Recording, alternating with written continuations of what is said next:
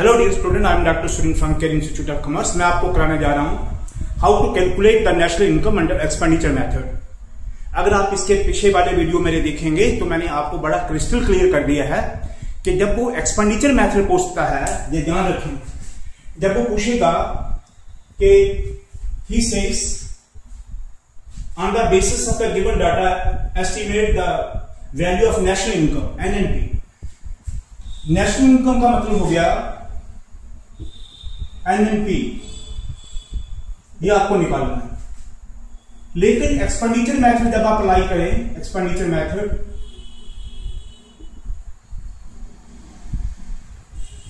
तो आपके जो रिजल्ट आते हैं वो आते हैं जीडीपी एनपी।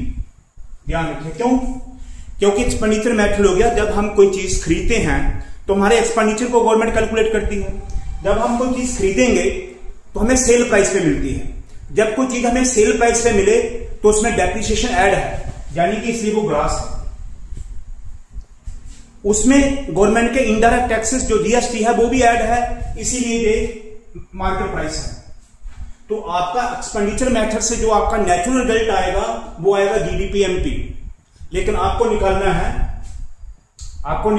एनएनपी निकालना है। और एनएनपी का मतलब होता है नेट नेशनल प्रोडक्ट, ये होता है फैक्टर कॉस्ट पे, एनएनपीएफसी। आपको ये निकालना है। अब आपको जीडीपी से आना है एनएनपी पे, एनएनपीएफसी पे। तो नेचुरल रिजल्ट आपका आता है, सबको प्लस करके पूरे एक्सपेंडिचर को प्लस करें, हाउस होल्ड के एक्सपेंडिचर, गवर्नमेंट के expenditure plus gross investment, gross fix capital formation, जो हमारे कंट्री में इन्वेस्टमेंट हुआ है। तो इसमें दो कंपोनेंट मेन होते हैं, कंजम्पशन एक्सपेंडिचर और इन्वेस्टमेंट।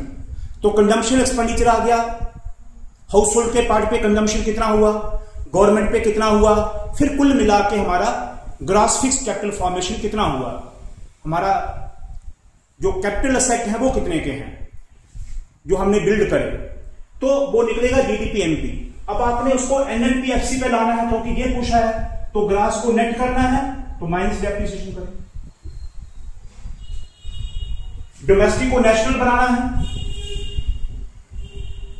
ऐड करें net factor income from abroad. NP को एफसी बनाना है, लेस करें नेट इनडायरेक्ट टैक्सेस। इसका मतलब जो आपके रिजल्ट आते हैं जीडीपी एनपी, अगर आप एक्सपेंडिचर मेथड से करें तो आपको पहले ये ध्यान रखना चाहिए कि एक्सपेंडिचर मेथड को अगर मैं एक्सपेंडिचर को और इन्वेस्टमेंट को प्लस कर दूं तो आपका आएगा GDP MP.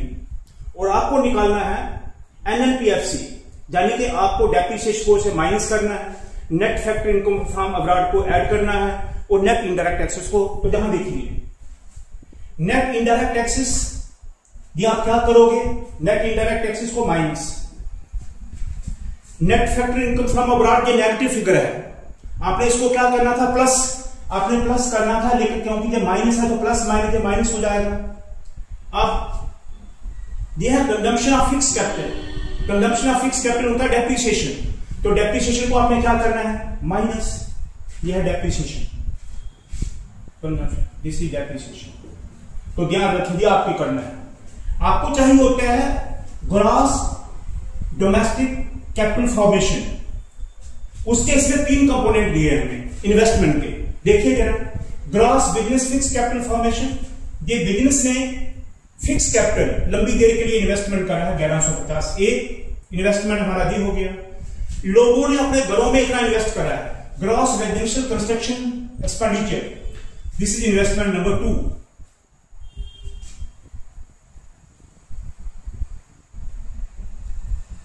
And inventory investment, ये हमारा स्टॉक में इन्वेस्टमेंट हो गया, this is investment number 3। Gross public investment, this is investment number 4। तो हमें 4 तरह की इन्वेस्टमेंट करी है। बिजनेस ने इतना करा, रेजिडेंशियल हाउसेस में इतना हुआ, इन्वेंट्री में जो बच गया स्टॉक, जो बिका नहीं, उसमें इतना हमारा इन्वेस्टमेंट हो गया, और पब्लिक इन्वेस्टमेंट इतना हो गया। तो इन चारों को प्लस करेंगे तो आपका आएगा gross domestic capital formation, this is equal to what, करिए आप इसको, gross domestic capital formation equal to gross business capital formation 1150, gross business capital formation. This is fixed capital formation. This is 1150 plus और कहां invest करा? Gross residential construction, gross residential construction,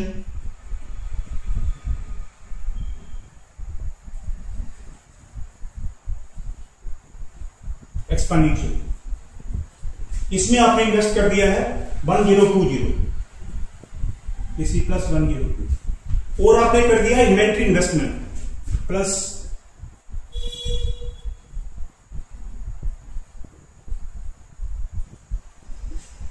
ये आपका हो गया है 540 प्लस फोर्थ इन्वेस्टमेंट आपने कर दिया है ग्रॉस पब्लिक इन्वेस्टमेंट,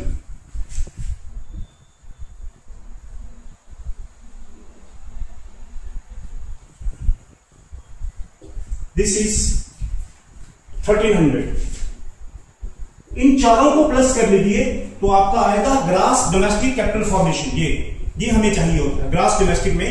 इसमें 4 तरह की इन्वेस्टमेंट है, चारों को प्लस करिए 1150, दिस इज 0 4 6 11 1 4 9 10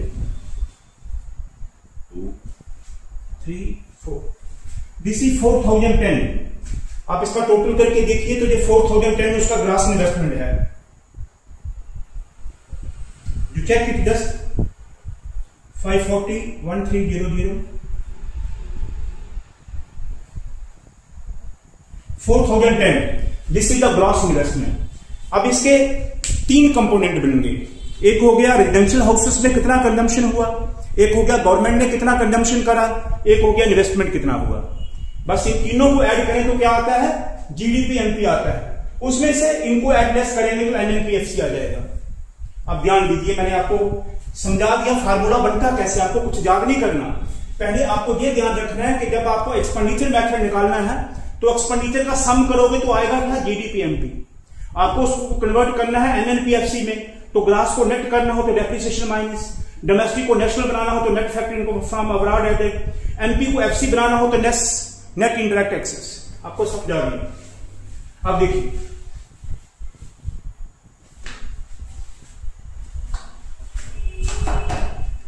अब मैं इसी को फार्मूले की शक्ल में लिख दूंगा, दिस इज एनएनपी एफसी, इसको बोलते हैं national income.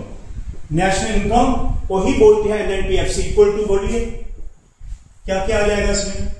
House hold consumption expenditure, this is house hold consumption expenditure. बताइए कितना है? दिस इज 1800 1 प्लस, अब ये कंजम्पशन वाला हो गया। आगे चलिए, इन्वेस्टमेंट को छोड़ दीजिए। This is government final consumption expenditure plus government final consumption expenditure. Government का फाइनल कंजम्पशन एक्सपेंडिचर है 2170, this is 2170, this is rupees में आ गए। आगे excess of import over export. जब हम एक्सपोर्ट करते हैं तो हमारा कंट्री में एक्सपेंडिचर होता है, लेकिन ये इंपोर्ट ज्यादा है, this is excess of import over export, this is negative figure, negative. अगर एक्सेस ऑफ एक्सपोर्ट होता तो वो पॉजिटिव होता, तो लिख देंगे minus excess of imports over exports. हम जो एक्सपोर्ट के लिए खर्च करते हैं, दिस इज 720, ये नेगेटिव फिगर है। आप नेगेटिव फिगर को ब्रैकेट में दिखा दीजिए ऐसे। आगे चलिए, इन्वेंट्री इन्वेस्टमेंट में चला गया, ग्रॉस पब्लिक इन्वेस्टमेंट वो इन्वेस्टमेंट में चला गया। नेट इनडायरेक्ट टैक्सेस को क्या करना है? आपको मार्केट प्राइस से फैक्टर कॉस्ट पे आना है, तो नेट इनडायरेक्ट टैक्सेस क्या हो जाएंगे? Minus. Less net indirect taxes, this is 240, ये भी माइनस हो जाएगा। आगे बताइए, net factor income from abroad, ये क्या हो जाएगा, आपको डोमेस्टिक को नेशनल बनाना है तो प्लस हो जाएगा, तो plus net factor income from abroad, this is, ये नेगेटिव अमाउंट दिया है, ये प्लस होना था इसलिए ये माइनस हो जाएगा क्योंकि ये फिगर नेगेटिव है। दिस इज प्लस, उसने फिगर नेगेटिव में दिया तो माइनस हो जाएगा। तो net factor income from abroad 215, इसका हिंदी में क्या मतलब होता है कि बाहर के लोग इधर से ज्यादा कमा के ले गए और हमारे लोग उधर से कम कमा के लाए तो हमारा पैसा बाहर चला गया, इसलिए ये नेगेटिव फिगर है। Net factor income from abroad minus है। और ये डेप्रिसिएशन है, कंजम्पशन ऑफ फिक्स, तो डेप्रिसिएशन को क्या करेंगे, माइनस, क्योंकि आपको ग्रास को क्या बनाना है, नेट, तो less depreciation, less depreciation, this is 440, ये माइनस हो जाएगा। अब लॉस में ये जो grass business fix capital formation है, कुल मिला के जो हमें इन्वेस्ट करा है, इन्वेस्टमेंट में जो खर्च करा वो कितना आ गया, add gross fixed capital formation, ले लेना।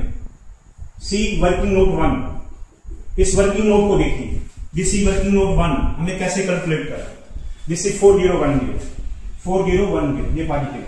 अब जो आएगा सीधा आपका एनएनपीएफसी आ जाएगा। आपको मैंने पहले बताया कि एनएनपीएफसी सोचने से पहले आपको यह देखना चाहिए कि एक्सपेंडिचर मेथड से ओरिजिनल रिजल्ट क्या आता है, वो आता है जीडीपी एमपी।